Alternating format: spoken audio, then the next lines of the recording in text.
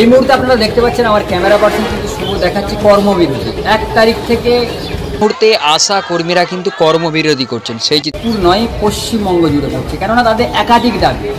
এনাদের দাবি হচ্ছে তাদের বাজেটে তাদের কথা তোলা হয়নি, আর সেই কারণে 1 তারিখ থেকে কেশপুরের বিডিও অফিস এবং বিভিন্ন দপ্তরে কিন্তু ডেপুটেশন দেওয়ার পরে আজ অর্থাৎ শনিবার দিনে কিন্তু কেশপুর জুড়ে কিন্তু সেই কর্মবিরতির যে র্যালি, আর সেই র্যালির চিত্র কিন্তু এই মুহূর্তে সরাসরি ক্যামেরা পার্সন শুভ চিত্রটা দেখাচ্ছে। দেখতে পাচ্ছেন একাধিক মানে সংবাদ মাধ্যমের মুখোমুখি একাধিক দাবি কিন্তু তারা তুলে ধরেছে। না যদি দাবি তাদের মানা হয়, তারা কিন্তু কর্মবিরতি লাগাতার করে যাবে এবং তাদের উপরে আক্রমণ হচ্ছে।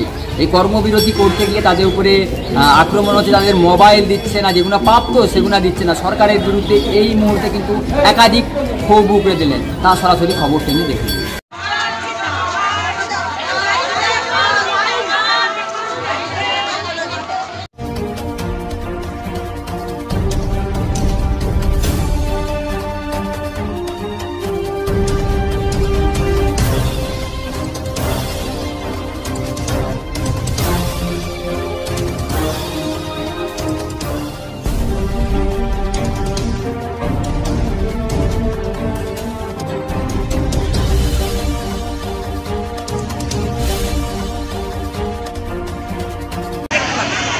আমাদের কর্মবিরতি চলছে। কি কর্মবিরতিতে কি? আমাদের বহুদিন ধরে মা বাচ্চার আমরা কাজ করে চলছি, কিন্তু আমাদের এই যে কাজের পারিশ্রমিক দেওয়া হয় না, তার জন্য আমাদের কর্মবিরতি। আমাদের এই যে সরকার যে বাজেট পেশ করেছে, তাতে আমাদের আশাকর্মীদের জন্য কোনো বাজেট হয়নি। আর আমাদের যে 24 ঘন্টার কাজ, তাতে করে আমাদের কোনো কাজের সুরাহ নেই আর আমাদের পারিশ্রমিক নেই।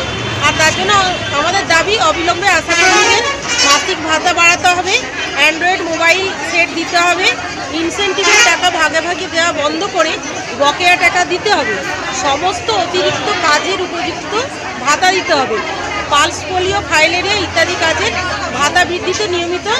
আমাদের এই দাবিগুলো অনেকগুলো দাবি আছে, তার মধ্যে আমাদের মোবাইল না দিয়ে মোবাইলের কাজ করানো হচ্ছে। সরকার এই যে আপনি দাবিগুলো তুলে মানে বলছেন, সরকার কি এই দাবির একটাও আপনাদের সহারা দেয়নি?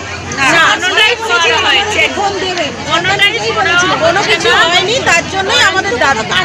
আর আমাদের 12 তারিখ একটা বিক্ষোভ ধর্মতলাতে আন্দোলন হয়েছিল, তারপরে সেখানে আমাদের অনেক আশা আইসিডিএস অনেক কর্মীদেরকে অ্যারেস্ট করেছিল। তারপর আমরা সেই অনুযায়ী 13 তারিখ বিক্ষোভ মিছিল করেছিলাম, তারপরেও আমাদের কোনো কাজের সুরাহ হয়নি। তার জন্য আমাদের প্রত্যেকটা দপ্তরে, আধিকারিকদের প্রত্যেকটা দপ্তরে আমরা ডেপুটেশন দিয়ে তারপর আমরা 1 তারিখ থেকে লাগাতার কর্মবিরতি পালন করছি।